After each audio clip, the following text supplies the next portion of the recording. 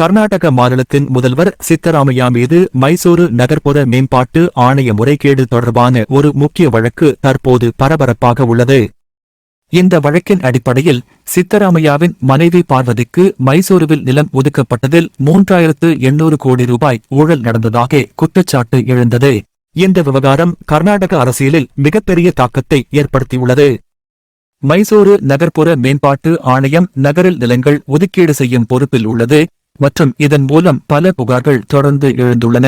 முக்கியமாக சித்தராமையாவின் குடும்பத்தைச் சேர்ந்தவர்கள் இந்த நில ஒதுக்கீட்டில் நேரடியாக சம்பந்தப்பட்டுள்ளனர் என்பதாலேயே இந்த விவகாரம் சிக்கலாக மாறியுள்ளது.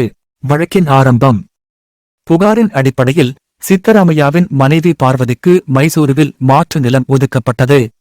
இதனால் 3800 கோடி ரூபாய் அளவிலான முறைகேடு நடந்ததாகவும் இந்த நில ஒதுக்கீட்டில் அரசின் அதிகாரிகள் மற்றும் முதலமைச்சரின் நேரடி பங்கு இருப்பதாகவும் குற்றம் சாட்டப்பட்டது.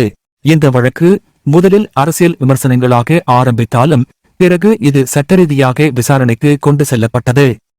சிந்தனைமிகு பாய்ச்சலாக கர்நாடக மாநில ஆளுநர் தாவர்சந்த் கெலாட் இந்த வழக்கில் முதலமைச்சர் சித்தராமையா மீது விசாரணை நடத்த ஆணையிட்டார். இந்த உத்தரவை எதிர்த்து சித்தராமையா கர்நாடக உயர்நீதிமன்றத்தில் ஒரு மனு தாக்கல் செய்தார்.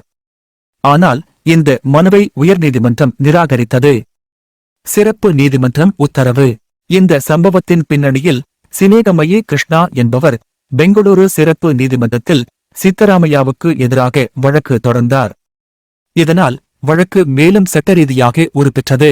இதை விசாரித்த நீதிபதி இந்த முறைகேட்டில் உண்மையுள்ளதா என மதிப்பீடு செய்ய ஒரு விசாரணை குழு அமைக்க உத்தரவிட்டார்.